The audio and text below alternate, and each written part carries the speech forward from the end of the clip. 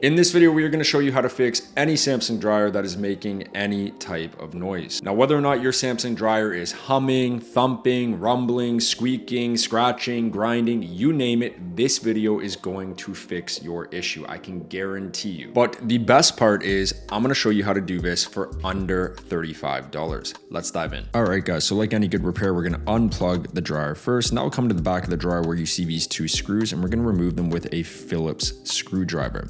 Now, once we do this, we're gonna wanna put our knee against the back, lift up the top, angle it down like you see here, and gently pull it off. So the very first thing you're gonna see is the belt. You should not be able to get your finger under this. It should be tight. Now let's look at the control board here. We're gonna remove it by removing these three screws. Now be careful with this because this box is super sharp and it can cut your finger sometimes. You should be wearing gloves if at all possible. Also, when you're moving it, just be careful with the wires. Now you're gonna see this little tab here, and to get this, we're gonna angle the control board down and pull it towards the drum. And once that's done, you can push it back and set it off to the side. All right, now let's move the control panel. And to do that, we're gonna remove these four screws on the top, again with a Phillips screwdriver. Be careful, this plastic is really flimsy sometimes. And once we have these screws out, we can gently put our fingers under the control housing and pry it towards us. Now be careful here because this stuff is really flimsy and it's really, really fragile. But with the control panel laid back, we wanna remove these Molex connectors. And again, this is pretty simple. Just pinch in the tab and they will release themselves. It's also worth noting here that you can take pictures so you can remember where all the wires go. Okay, so now we want to open the door of the dryer and remove these two bottom screws right here. Don't touch any of the other screws, just the two front screws that I'm pointing to here. And again, it's going to be with a Phillips screwdriver. With these two screws removed, we want to go ahead and remove the four screws from the front of the panel. Now, depending on the model here, the screws may go across the top, but either way, all four screws have to be removed so we can remove the faceplate of the dryer. Once all four of these screws are removed, you can go ahead and gently pry the front of the panel towards you and then remove the door switch wire housing. Again, be careful here because this metal can cut you sometimes. And to remove that door switch, just gently wiggle it back and forth and it will come loose. Now we want to remove this part of the dryer here, and to do that, we're going to remove two screws on each side, again using a Phillips screwdriver or a drill if you have one. But first, make sure you fish these wires through the back of the plate here so we don't get caught. This is not so bad right now, is it, guys? See, we try to tell people this all the time. You can do this stuff by yourself. But moving on. So remove the panel, and now what we're going to do is remove the bulkhead mounting bracket. And to do that, we're going to remove 5 screws. But first, disconnect this moisture sensor down in the bottom right hand corner. And with that done, we have 2 screws on the right side, 2 screws on the left side, and 1 screw down on the blower housing. Again, these are going to be removed with a Phillips head screwdriver. And once these are all removed, it's pretty simple to get out. What you want to do is just take your hand and lift it up gently, and it will pull back. Congratulations, you've just come across the first and by far the most common repair on a noisy dryer, the dryer roller wheels, which are these 2 wheels you see here. If these are loose or they are broken, they will make a terrible noise. All right, guys, so like I said a second ago in the video, these Samsung dryer roller wheels are hands down the most common repair you will do on not just Samsung dryers, but any dryer that is making a noise. There is 4 of these wheels in every single dryer, sometimes even more, and they break all the time. Now, you can go on Appliance Parts Pros and get one of these wheels for $33.49 right now. They have 2-day shipping, so that is a plus. However, if you want to save money and you want to prepare yourself for the future, what I recommend doing is going to Amazon and buying this Amazon dryer repair kit for Samsung dryers. It comes with 4 of these wheels, a brand new pulley, a brand new belt, a new spring, and this is really going to be advantageous if something else goes wrong on your dryer in the future.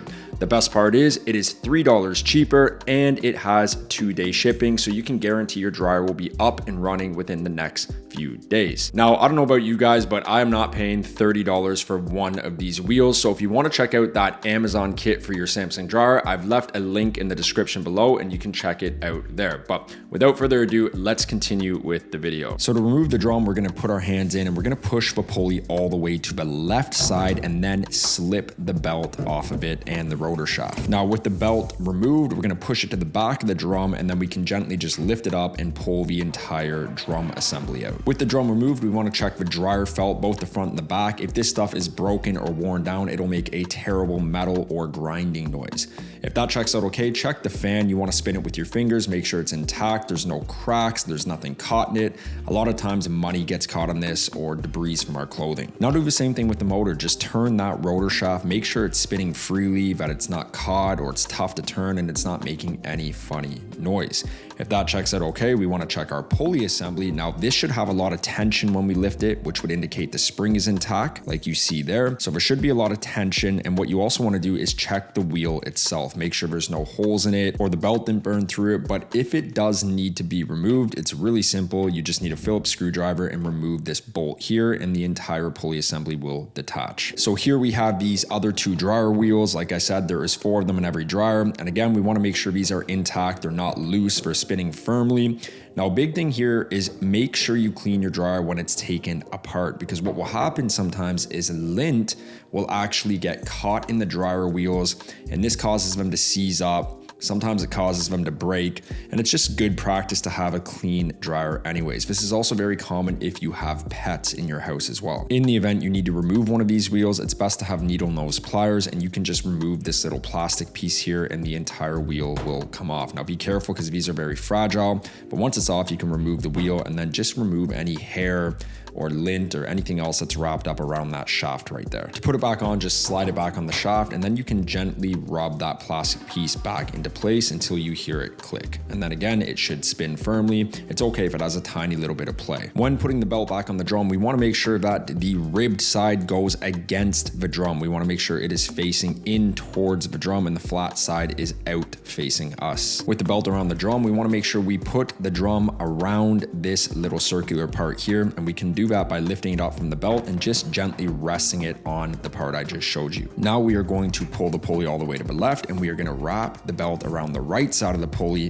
push it up even more once that's done, and then hook the other side around the rotor shaft of the motor. With that done, it is time to put the bulkhead mounting bracket back on, and we want to make sure that these grooves on the bulkhead mounting bracket fit into these little slots on the chassis of the dryer. I like to gently lift the drum up so the wheels can fit underneath it, and then again I put my hand under, push the drum up, and then push the bulkhead mounting bracket in and hook those tabs in. Make sure it is in there tightly. Now we can go ahead and connect that moisture sensor wire housing back together and put those same 5 screws in that we removed earlier. Remember, 2 on each side and then 1 down in the blower housing. Now we want to put the faceplate back on the dryer, and again, this part has 2 grooves on each side and they are going to fit into the 2 slots on each side of the chassis. Be patient with this, it can take a second, but it should fit really snug in there. And once it's installed, you want to install the 4 Phillips screws you removed earlier, which is 2 of them on each side of the dryer. With those screws installed, we are going to fish the wires back through the faceplate, and we want to make sure that the door switch wire housing goes underneath the faceplate like you see here and not through one of those holes. Make sure it goes underneath. And for what it's worth, the door switch wire housing is the one with the big white block on the end of it, so you cannot miss it. Just make sure it goes underneath. Now we're going to set the front of the dryer on these little grooves here, and you can just angle the door like you see me doing here and it'll fit right into place. Plug that door switch wire housing back in, and then you're going to give it a nice good push back into place until it clicks over those tabs at the top. We are going to install those 4 Phillips screws back to the front of the dryer, and then we are going to go ahead and open the dryer door and install the 2 screws we removed from the inside of the door earlier. It's worth noting that these 2 screws usually have washers around them, so go ahead and close the door.